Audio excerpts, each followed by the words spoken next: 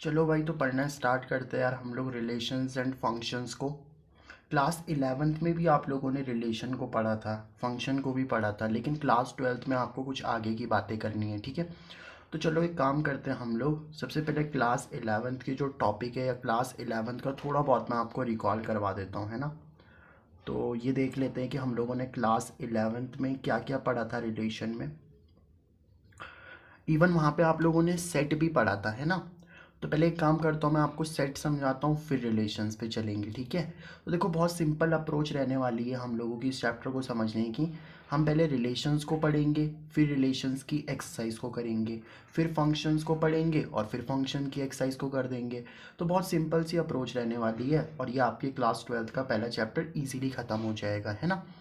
तो एक काम करता हूँ, सबसे पहले मैं आपको ये बताता हूँ कि यार आपका सेट क्या होता था, है ना। सबसे पहले हम लोग यही समझ लेते हैं कि सेट का मतलब क्या होता है आपके पास में, सेट से आप लोग क्या समझते हो।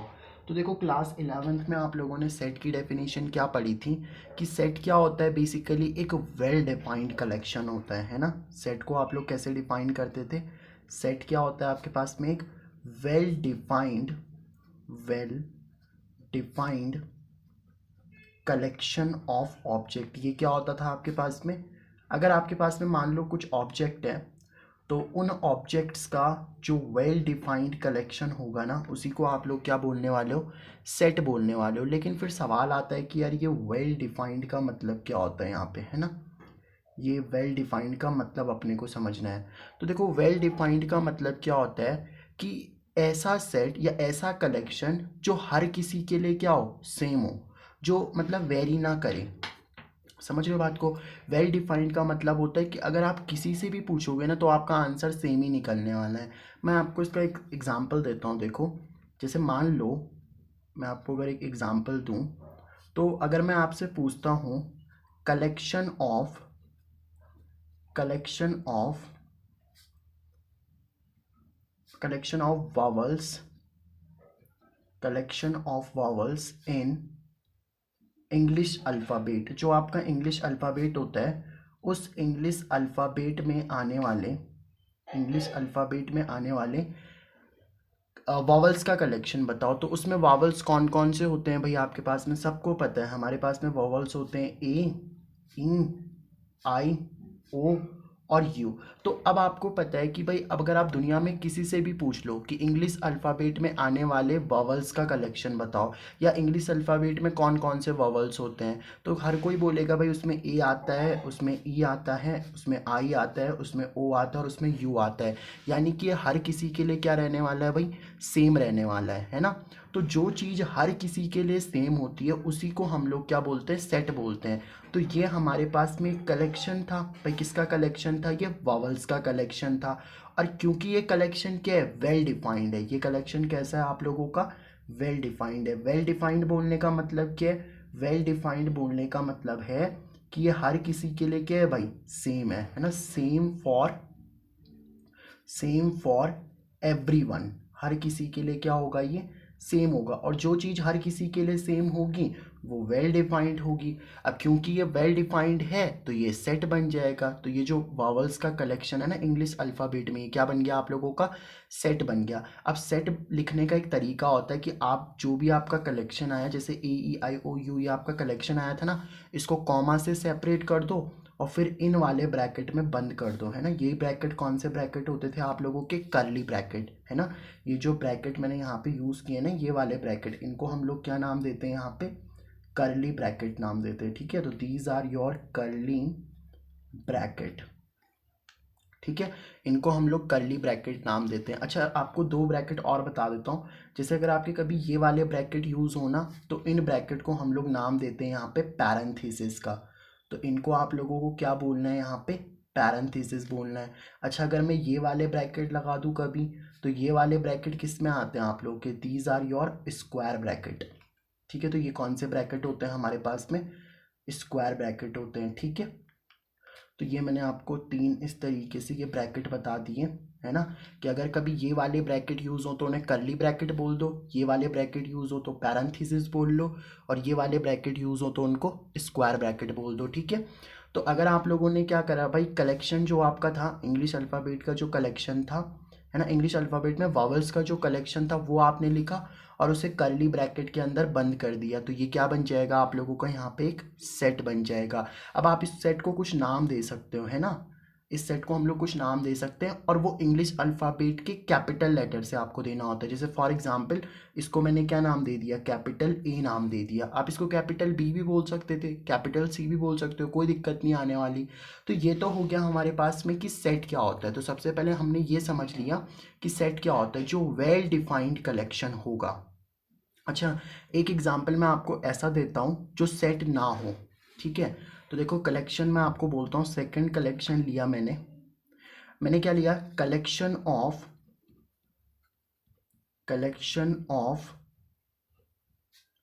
ऑल ब्यूटीफुल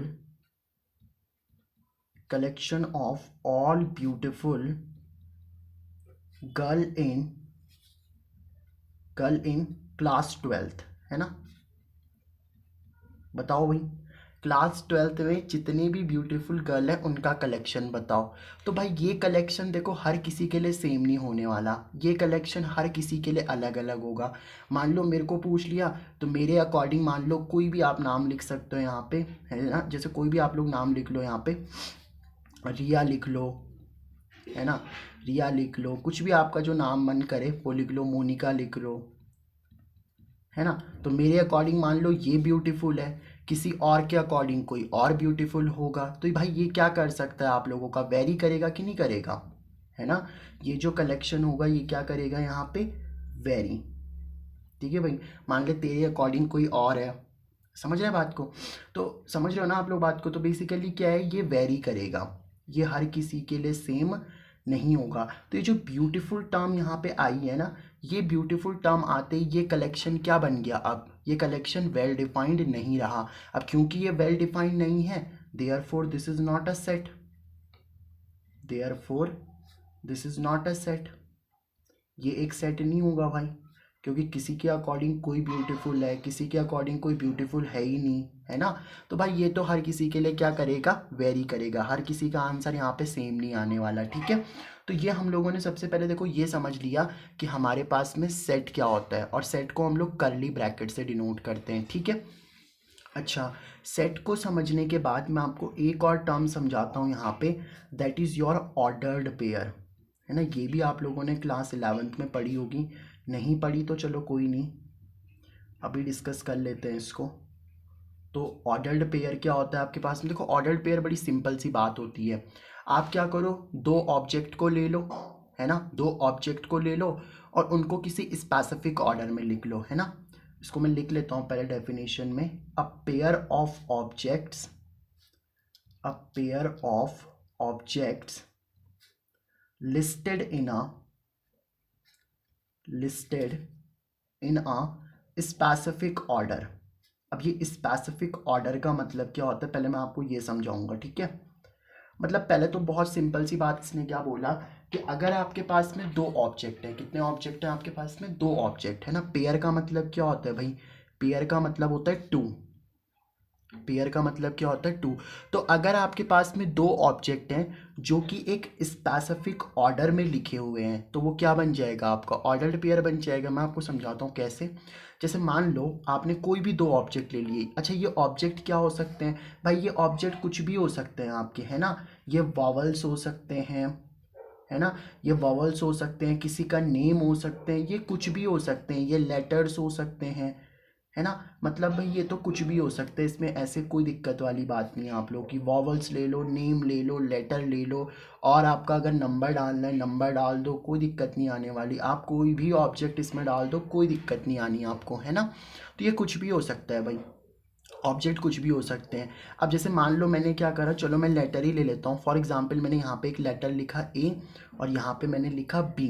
तो ये जो मैंने ए और बी लिखा, यहाँ पे भाई दो ऑब्जेक्ट आ गए ना मेरे पास में। पेयर का मतलब दो ऑब्जेक्ट आने थे, दो ऑब्जेक्ट मैंने लिख दिए। अब मैंने क्या करा, इसको मैंने कॉमा से सेपरेट करा और ये वाले पैरेंथेसिस के अंदर यहाँ पे बंद कर दिया।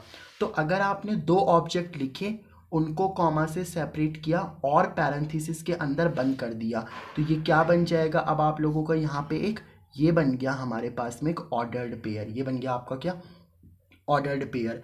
जैसे आप अगर इसको रिवर्स कर लेते तो रिवर्स करते तो क्या बन जाता, बी कॉमा ए बन जाता है ना, क्या बन जाता है ये, बी कॉमा ए बन जाता। तो ये भी एक ऑर्डर्ड पेयर है। बट एक बात याद रखना कि ए कॉमा बी और बी कॉमा ए एक दूसरे के बराबर नहीं है ना, ए कॉमा बी और बी कॉमा ए एक दूसरे के बराबर नहीं है। मैं आपको इसको समझाता हूँ कैसे। देखो इसने इसीलिए कहा कि स्पेसिफिक ऑर्डर में लिखा होना चाहिए, मतलब उनका ऑर्डर बड़ा इंपॉर्टेंट होने वाला है। जैसे मान लो मैं आपके पास में 1,2 लिख दूं, भाई नंबर भी आ सकते हैं ना हमारे पास में ऑर्डर्ड पेयर के अंदर। ये ऑर्डर्ड पेयर क्यों है, क्योंकि मैंने कॉमा से सेपरेट कर दिया और पैरेंथेसिस के अंदर बंद कर दिया, ये वाले ब्रैकेट पैरेंथेसिस है ना, तो ये ऑर्डर्ड पेयर तो है। और एक और मैं अगर इसी का रिवर्स लिख लूँ तो क्या बन जाएगा, 2,1 बन जाएगा। तो अब इस बात का कतई ये मतलब नहीं है कि 1,2 और 2,1 के आपस में बराबर है, नहीं, 1,2 2,1 के बराबर नहीं होगा। अब मैं आपको समझाता हूँ कि 1,2 और 2,1 बराबर क्यों नहीं है ना। देखो जैसे अगर आप लोगों ने नंबर लाइन पढ़ी हो कभी, तो ये हम लोग जो एक्सिस लेकर के चलते थे, ये आपके पास में वाई एक्सिस होती थी यहाँ पे, और ये वाली जो एक्सिस हम लोग लेकर के चलते थे, ये आपके पास में कौन सी एक्सिस होती थी, एक्स एक्सिस होती थी, है ना। तो हॉरिजॉन्टल वाली एक्स एक्सिस और वर्टिकल वाली क्या होती थी, वाई एक्सिस। अब मैं इस पर कुछ नंबर लिख रहा हूँ, जैसे यहाँ पे ये वाला तो आपका 0 होता था भाई, फिर 0 के बाद इधर पॉजिटिव चलते थे तो 1 और इधर लिख दिया मैंने 2, फिर इधर नेगेटिव आते थे -1 -2, फिर इधर पॉजिटिव चलते थे 1 और 2 और इधर नेगेटिव आ जाते थे -1 और -2। अब आप देखो सबसे पहले अगर मान लो एक पॉइंट है आपके पास में 1,2, तो 1,2 को आप कहाँ दिखाओगे, तो ये रहा x, भाई ये पहला वाला x बताता है, दूसरा वाला y बताता है ना। हमेशा ऑर्डर पेयर में या कभी भी जब आप कोऑर्डिनेट लिखते हो तो कोऑर्डिनेट में पहला वाला x और दूसरा वाला y बताता है। तो x एक्सिस में 1 कहाँ पे, ये रहा, x एक्सिस में 1 ये है और y एक्सिस में 2 ये है, तो ये वाला पॉइंट हो जाएगा ना आपका। तो ये पॉइंट किसको दिखाएगा, 1,2 को, और 2,1 कहाँ पे होगा, तो x एक्सिस में 2 और y एक्सिस में 1, तो ये वाला जो पॉइंट होगा ये किसको दिखाएगा, 2,1 को। अब मान लो अगर मैं इसे एक नाम दे दूं, इसको a बोल दिया और इसको b बोल दिया, तो अब आप देखो a और b क्या है, यहाँ पे a और b आपके डिफरेंट है, ए और बी क्या है हमारे पास में यहाँ पे डिफरेंट है। तो भाई ये दो पॉइंट डिफरेंट डिफरेंट आ रहे हैं ना, तो मतलब इनका जो ऑर्डर है वो भी अलग अलग है। 1,2 एक अलग बात है और 2,1 क्या है यहाँ पे अलग बात है। भाई ये भी एक्स एक्सिस पे होगा पहले तो, और ये वाई एक्सिस पे होगा, है ना। तो फिर 1,2 किसके बराबर होगा, तो आंसर है 1,2 किसके बराबर होगा, 1,2 के बराबर ही होगा। और 2,1 किसके बराबर होगा, तो 2,1 2,1 के बराबर ही होगा। ये बात आपको बहुत अच्छे से ध्यान में रखनी है, ठीक है। तो हमें अब ये समझ में आ गया सर कि ऑर्डर्ड पेयर क्या होता है ना, कुछ नहीं होगा, दो ऑब्जेक्ट होंगे जो कि एक स्पेसिफिक ऑर्डर में लिखे होंगे। ये बात आपको समझ में आ गई, ठीक है। अभी देखो हम क्लास 11th का ही रिकॉल कर रहे हैं ना, फिर क्लास 12th में चलेंगे। भाई पहले क्लास 11th का तो आपको अच्छे से आ जाए तभी तो क्लास 12th पढ़ पाओगे ना। चलो, तो हमें सेट समझ में आ गया, ऑर्डर्ड पेयर समझ में आ गया। अब एक और टर्म मैं आपको यहाँ पे समझाता हूँ, दैट इज़ योर, इसको हम लोग बोलेंगे यहाँ पे, क्या नाम दोगे आप लोग इसको, cartesian product of two sets, है ना। क्या बोलोगे आप लोग, cartesian product cartesian product of two sets. आप एक बात बताओ मेरे को, आप दो नंबर्स को मल्टीप्लाई कर सकते हो ना भाई, आप दो नंबर्स को मल्टीप्लाई करते हो कि नहीं करते हो, बचपन से करते आ रहे हो। आप 2 × 4 करते हो, यानी कि हम दो नंबर्स को मल्टीप्लाई करते हैं। तो जब दो नंबर्स को मल्टीप्लाई किया जाता है तो दो सेट्स को क्यों नहीं किया जा सकता फिर, समझ रहे हो ना, समझ रहे हो, ठीक है। तो जब आप दो नंबर्स को मल्टीप्लाई कर सकते हो तो फिर दो सेट को हम लोग क्यों मल्टीप्लाई नहीं कर सकते, तो बिल्कुल हम सेट को मल्टीप्लाई कर सकते हैं ना।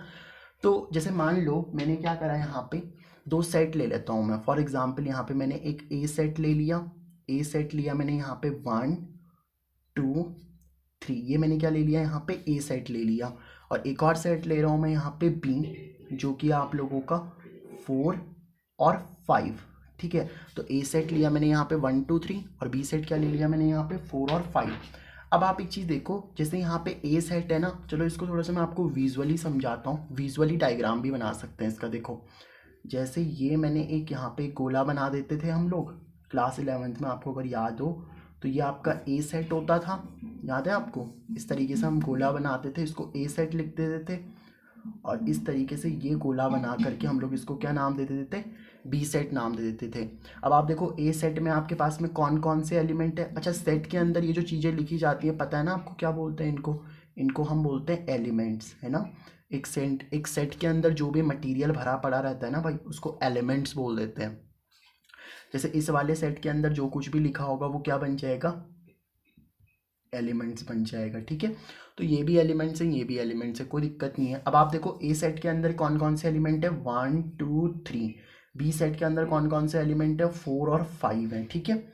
तो अब हमें क्या करना है, यहाँ पे ए और बी का कार्टेशियन प्रोडक्ट करना है। मतलब जब आप ए और बी सेट का क्या करना चाहते हो, यहाँ पे कार्टेशियन प्रोडक्ट करना चाहते हो, तो देखो इसको ना ऐसे रीड किया जाता है, इसको आप ऐसे पढ़ोगे, A Cartesian product, A Cartesian product with B, है ना। A Cartesian product with B, यानी कि हम ए का कार्टेशियन प्रोडक्ट निकाल रहे हैं किसके साथ में, बी के साथ में। अब देखो जब आप दो नंबर को मल्टीप्लाई करते हो, जैसे आप 2, 2 इंटू 4 करोगे तो क्या आएगा, यहाँ पे 8 आएगा।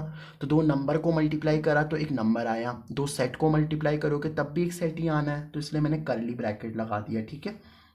अच्छा, इसको कई लोग ए कार्टेशियन प्रोडक्ट बी भी पढ़ लेते हैं, या कई लोग इसको, है ना, ऐसे ही कैजुअली अगर हम बोले तो ए क्रॉस बी भी बोल देते हैं, ठीक है, ए क्रॉस बी, ठीक है।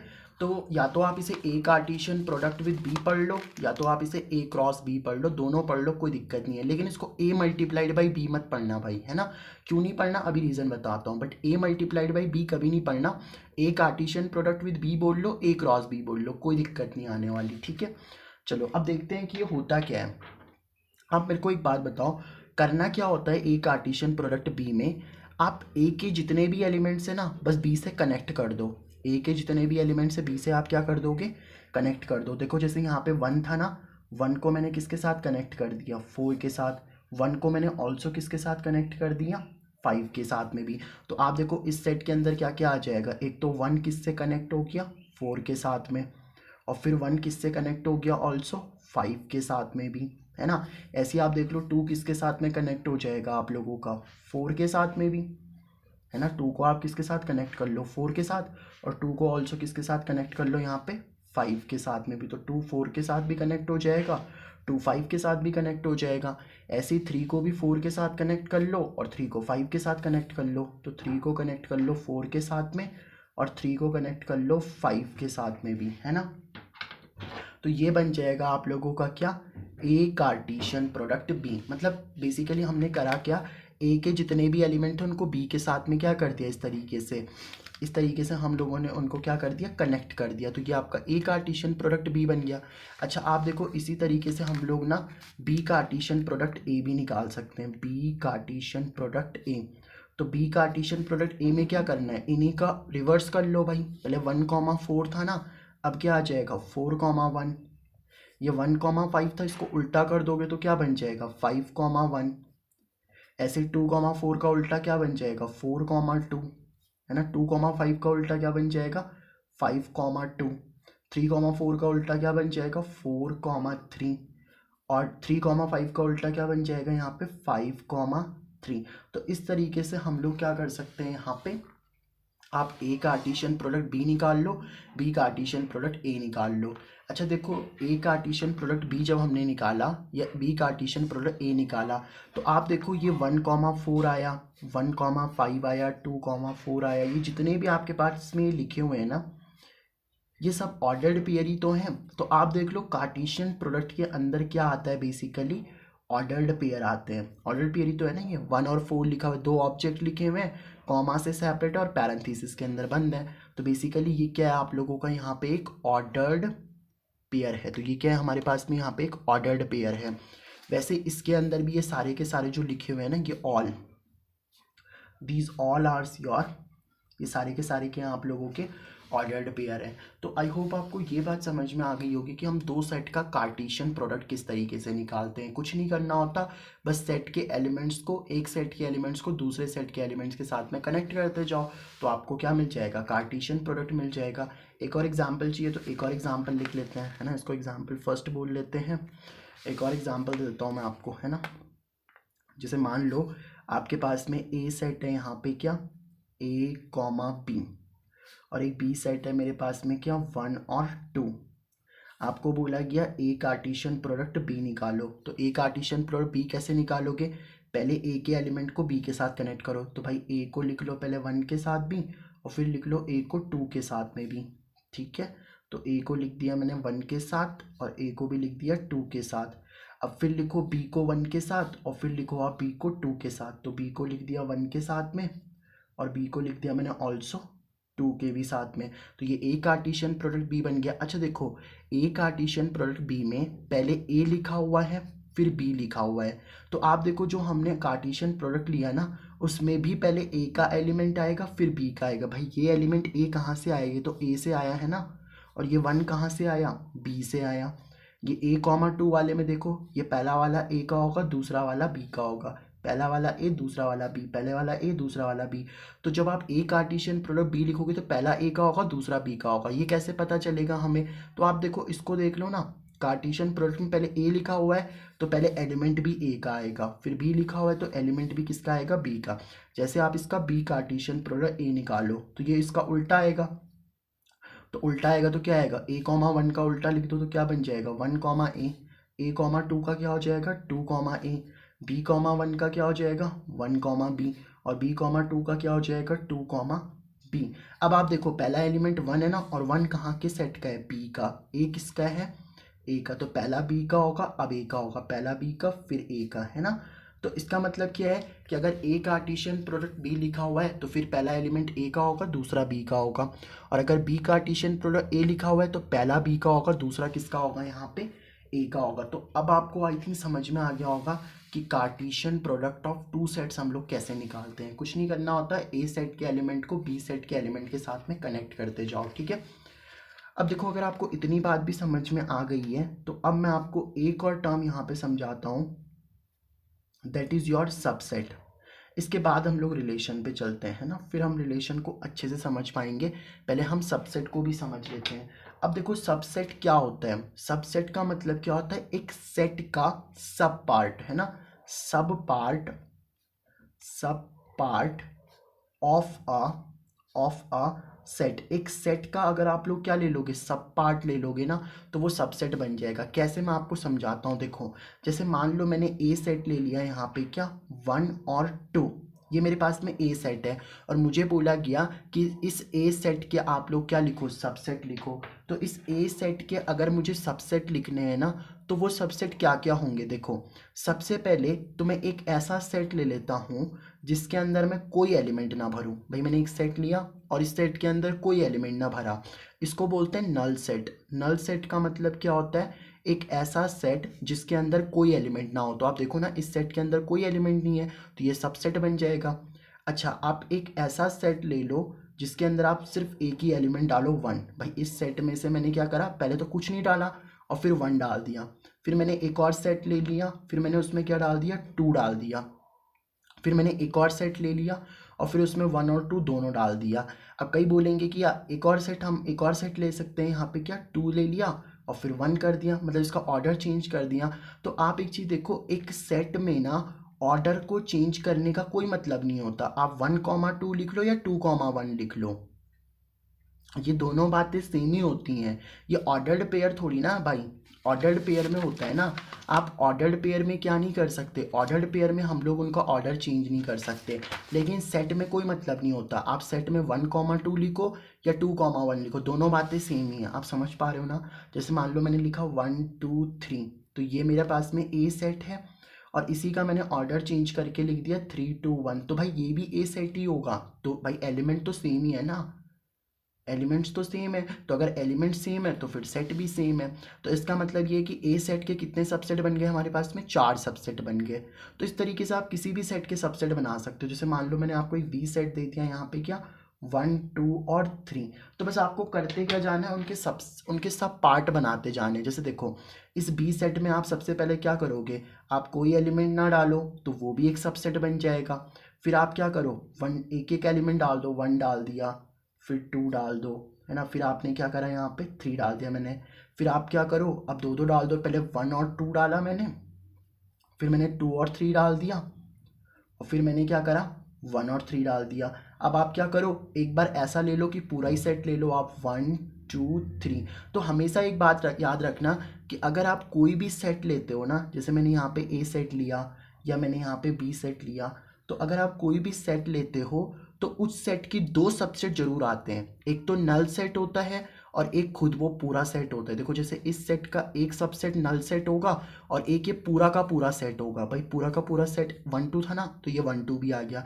जैसे इस सेट के क्या क्या सबसेट बनेंगे, बाकी तो बनेंगी लेकिन 2 जरूर सबसेट बनेंगे। क्या, एक तो नल सेट बनेगा और एक वो पूरा का पूरा खुद सबसेट बन जाएगा। जैसे बी तो 1 2 3 था और इसका सबसेट क्या बन गया, 1 2 3 बन गया।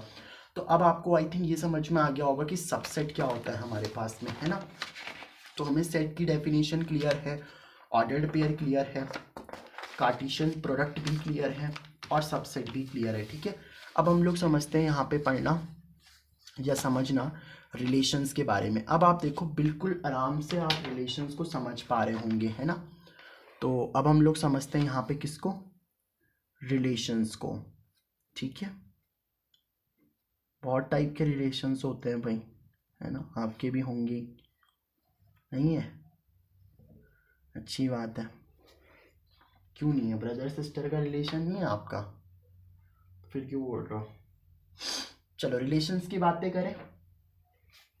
तो रिलेशन क्या होता है यार, देखो रिलेशन की अगर मैं सबसे पहले डेफिनेशन आपसे लिखूँ ना, तो रिलेशन क्या होता है, relation is the subset of, relation is the subset of A Cartesian product B.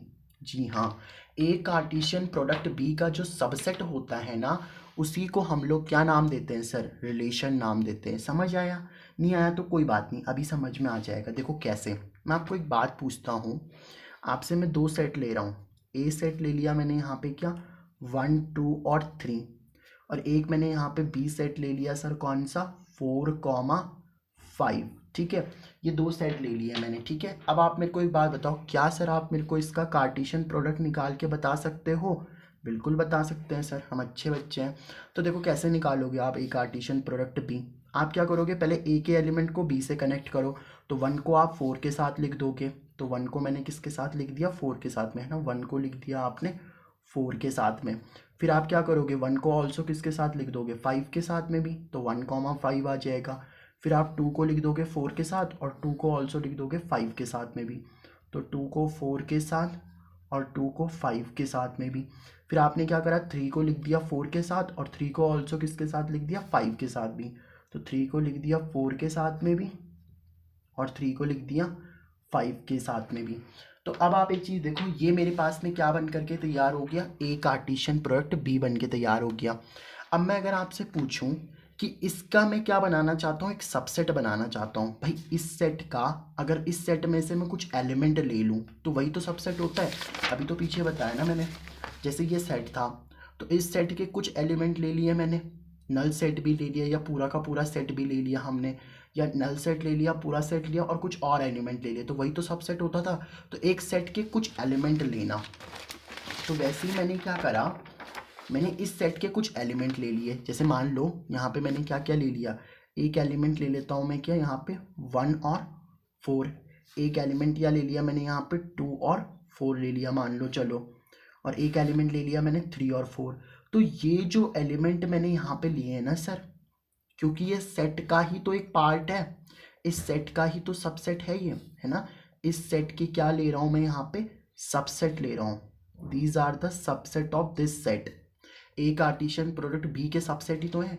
अब क्योंकि ये इस ए कार्टेशियन प्रोडक्ट बी के सबसेट हैं, इसलिए अब मैं इनको क्या नाम दे सकता हूँ, यहाँ पे रिलेशन नाम दे सकता हूँ। रिलेशन को हम लोग कैपिटल आर से डिनोट करते हैं ना, this capital R stand for relation. ये हम लोगों ने किसके लिए डिनोट करा है भाई, रिलेशन के लिए। तो ये मैंने एक रिलेशन लिख दी। अच्छा इसको मैं रिलेशन R1 बोल देता हूँ।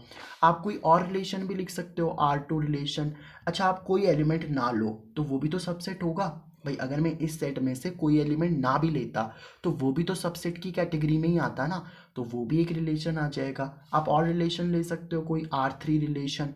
R3 रिलेशन आप लोगों ने क्या ले ली, यहाँ पे कुछ और एलिमेंट ले लो, 1 4 ले लो, 2 4 ले लो, 3 5 ले लो, 1 4 ले लो, है ना, 2 4 ले लो, 2 5 ले लो, ठीक है, 3 4 भी ले लो, है ना। तो इस तरीके से आपकी क्या बन जाएगी यहाँ पे, रिलेशन बन जाएगी। आप पूरा का पूरा यही सेट ले लो, ये भी तो सबसेट में आता है। R4 रिलेशन क्या बना दी मैंने, पूरा का पूरा सेट ले लो। 1 4 भी ले लो, 1 5 भी ले लो, यहाँ पे 2 4 भी ले लो, 2 5 भी ले लो, है ना, 3 4 ले लो और 3 5 ले लो। ये पूरा का पूरा सेट ही ले लिया मैंने। तो ये भी रिलेशन की कैटेगरी में आएगा, क्योंकि ये इस सेट के सारे क्या हैं, सबसेट है। तो R1 हो, R2 हो, R3 हो, R4 हो, ये सारे के सारे क्या हैं आप लोगों के इस सेट के सबसेट हैं, इसलिए इनको हम रिलेशन बोल सकते हैं इजीली। समझ आ रही है ना बात। बताओ यहाँ तक अगर आपको कोई डाउट आ रहा है तो, है जी, कोई डाउट तो नहीं है। चलो अब आप एक चीज़ देखो, जैसे मान लो मैं एक हम भाई विजुअली भी इसको देखो फील कर सकते हैं। आप ए सेट क्या था आपके पास में 1 2 3, बी सेट क्या था 4 5। तो ए सेट था मेरे पास में यहाँ पे, ये ए सेट था आप लोगों का, ये आपके पास में बी सेट था। ए सेट के अंदर एलिमेंट थे 1 2 3, बी सेट के अंदर एलिमेंट थे 4 और 5। अब आप क्या कर रहे हो यहाँ पे, ए और बी सेट के बीच में क्या डिफाइन कर पा रहे हो, एक रिलेशन डिफाइन कर रहे हो। कौन सी रिलेशन डिफाइन कर रहा हूँ, मान लो मैं R3 वाली रिलेशन लिख रहा हूँ मैं, है ना। रिलेशन कौन सी लिख रहा हूँ मैं, R3। ए और बी के बीच में, भाई आप देखो ए और बी के बीच में आप एक रिलेशन R3 तो लिख रहे हो, और रिलेशन क्या लिख रहे हो, R3 वाली रिलेशन क्या है कि 1 किससे कनेक्टेड है, 4 से, 2 किससे कनेक्टेड है, 4 से, 2 किससे कनेक्टेड है ऑल्सो, 5 से भी कनेक्टेड है, और 3 किससे कनेक्टेड है आपका, 4 से। ये मैंने R3 रिलेशन लिख दी। अच्छा देखो, R3 रिलेशन है ना जो आप लोगों की, R3 रिलेशन जो है वो डिफाइंड है कहाँ से कहाँ तक, सेट ए से सेट बी तक, set A to set B. देखो आपको इस सिंबल का बिल्कुल अच्छे से मतलब पता होना चाहिए, है ना। इस सिंबल का मतलब क्या है कि R3, है ना, R3 रिलेशन जो है आप लोगों की, रिलेशन जो R3 है वो डिफाइंड है, relation is defined from set A to set B. R3 जो रिलेशन है आप लोगों की, R3 रिलेशन लिख लेता हूँ मैं, है ना। R3 relation is defined from set A to set B. आप कोई और रिलेशन भी देख सकते हो। पहले तो आप क्या करो, ए और बी सेट को बना दो यार यहाँ पे। तो ये बनाया मैंने यहाँ पे ए सेट, और ये बना दो आप लोग यहाँ पे कौन सा सेट, बी सेट। ए सेट के अंदर कौन कौन से एलिमेंट है 1 2 3, बी सेट के अंदर कौन कौन से एलिमेंट है 4 और 5। अब आप इनके बीच में कौन सी रिलेशन लिखना चाहते हो, मान लो R1 रिलेशन लिखना चाहते हो, तो ए और बी के बीच में मैं R1 रिलेशन लिखना चाहता हूँ। R1 रिलेशन क्या है 1 4 2 4 3 4। तो R1 रिलेशन क्या है 1 4 2 4 और 3 4। तो ये आपकी R1 रिलेशन हो जाएगी। अब आपकी R1 रिलेशन कहाँ से कहाँ डिफाइंड है, सेट ए से सेट बी में। तो इस तरीके से आप लिख पाओगे इसको, समझ रहे हो बात को। तो देखो ये हम लोगों ने क्या करा है यार, रिलेशंस की डेफिनेशन को समझ लिया, है ना। रिलेशन एक सेट से दूसरे सेट में कैसे डिफाइंड होती है इसकी हम लोगों ने बात कर ली। क्लास 11 के जो कुछ टॉपिक्स थे, सेट्स को पढ़ना, ऑर्डर्ड पेयर को पढ़ना, कार्टेशियन प्रोडक्ट को पढ़ना, ये सारी बातें हम लोगों ने समझ ली हैं। अब जो हमारी कल की क्लास होगी ना, कल की क्लास में हम लोग क्या करेंगे, हाँ कल की क्लास में हम लोग टाइप्स ऑफ रिलेशन पढ़ेंगे, रिलेशन की डोमेन, रेंज और कोडोमेन की बातें करेंगे, और फिर उसके बाद हम लोग एक्सरसाइज करना स्टार्ट कर देंगे, ठीक है। तो बड़ी बड़ी फॉर्मल सी अप्रोच है यार इस चैप्टर को सॉल्व करने की, इसको समझने की, ठीक है। तो एक बात याद रखना, ये चैप्टर बहुत लोगों को कॉम्प्लिकेटेड लगता है, लेकिन आपको नहीं लगेगा। क्यों? क्योंकि आपको मैं पढ़ा रहा हूँ, ऐसा नहीं है, इजी वे में पढ़ा रहा हूँ, है ना। आपकी समझने पे भी भाई समझने पे भी बात है इसको, ठीक है। चलो फिर मिलते हैं नेक्स्ट क्लास में।